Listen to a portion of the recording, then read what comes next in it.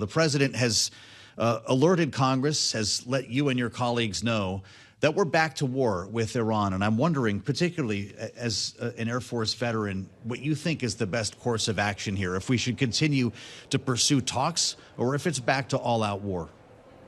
Well, we've seen this going on for 47 years. We're dealing with a country that doesn't negotiate in good faith.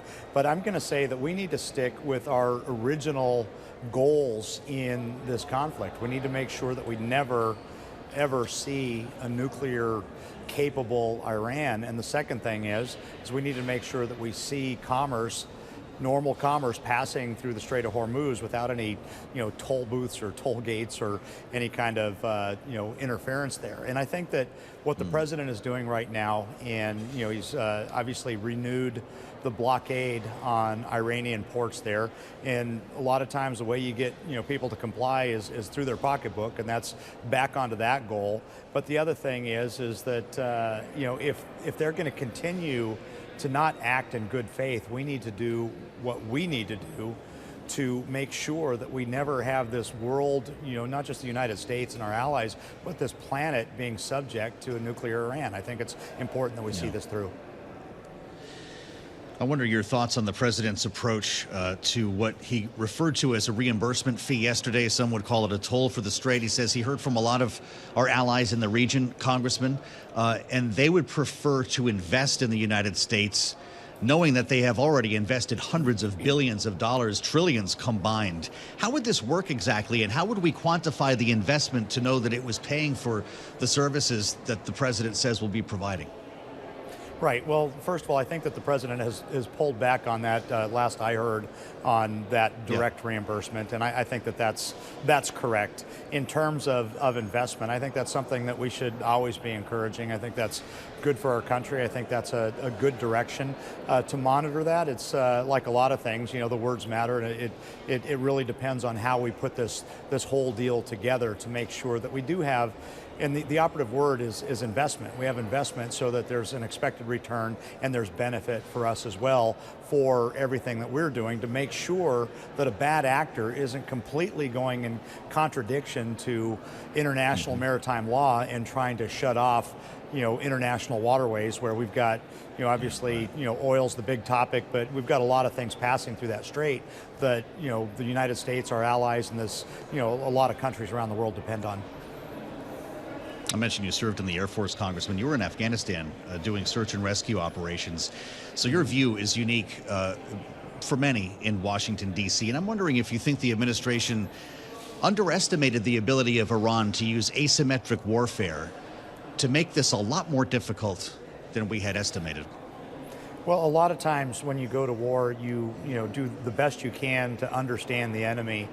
And I believe that the president, I believe that Secretary Hegseth, Secretary Rubio, understand this adversary. And a big part of this that you kind of alluded to early on is whether we should be talking or doing. We've got 47 years of bad faith talking. Now we're doing. Yes, you've got to be ready for what may or may not happen. And for a lot of folks, me included, it hasn't happened as quickly as we'd like it to be. But we still need to stick to our guns, in my opinion, and make sure that this job is done so that this country will no longer be a threat to, global civilization. Yeah.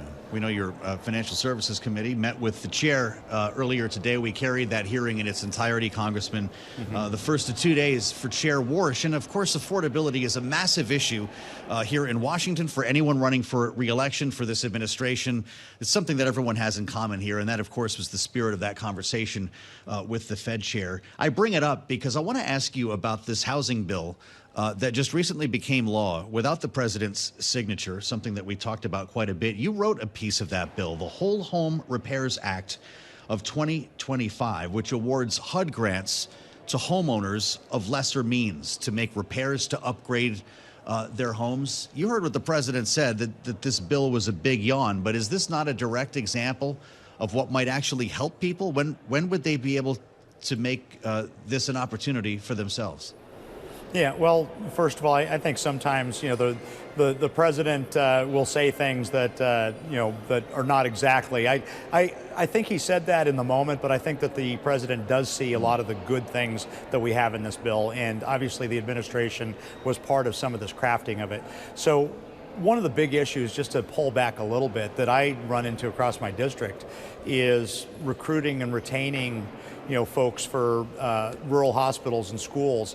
One of the biggest issues we have is finding places for people to live. We just have a dearth of availability of affordable housing.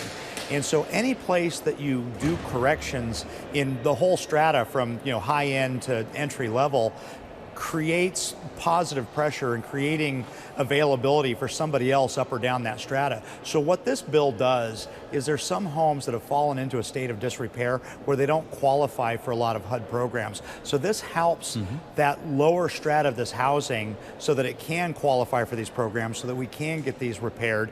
It's not any new funding. This is just reallocated of some funds that were being underutilized. So there's no new money coming into this. Just want to make that clear. But what that does is you start to fix that. It creates opportunity for that level, and people move up and down the strata that actually help solve this problem, for everybody. And I think that this is a good, positive movement for a huge need in my district. Yeah, absolutely. With regard to affordability and prices, we got the CPI today, of course, and the headline is a bell ringer. Consumer prices down in June for the first time in 6 years. That's something that you can crow about. The CPI down 0.4 from May, biggest decline in gasoline we've seen since 2022. The headline index, though, still shows very stubborn inflation, 3.5% from a year earlier. And the chair was very careful with his remarks about this, Congressman. Here's what he said. It's one data point. The reason I created a task force on data is I don't want to overread or cherry pick data. There might be some that look at this morning's data and say, oh, mission accomplished, everything is swell. That is not my view. I think most politicians have learned not to say mission accomplished pretty much any time, Congressman. I'm just wondering how you view this, and if you're worried that this resumption of kinetic activity in Iran, pushing oil prices today, is going to bring those gas prices back up. Well, here's the thing, is we see in certain sectors of the economy, some things are particularly volatile just based on headlines. And I think we'll continue to see that, especially on the energy side, especially, prices at the pump. But, long term, I'm feeling pretty good about the direction we're going. No, we're not going to say mission accomplished. But, one of the things that I think about often in federal monetary policy is, we talk about the dual mandate of employment versus price stability. And I believe that what we're going to see from Warsh is really focusing on that price stability, which I think has the most meaningful long-term impacts. And I do believe we're going in the right direction, but I don't believe that we should be, singing praises on something that may be transitory in nature. Well, I appreciate that answer. With that dual mandate in mind, do you think it's time to cut, or is it too early? I think it might be a little too early right now, but I'm going to leave that to the folks in the Fed to make that decision. I think that that we have leadership there that is going to make the right decision to make sure we stabilize and don't just create this ringing effect of a pendulum, swinging drastically that is not in anybody's interest. So I'm feeling pretty good about, where we're going to go with the Fed moving forward and really focusing on that price stability part.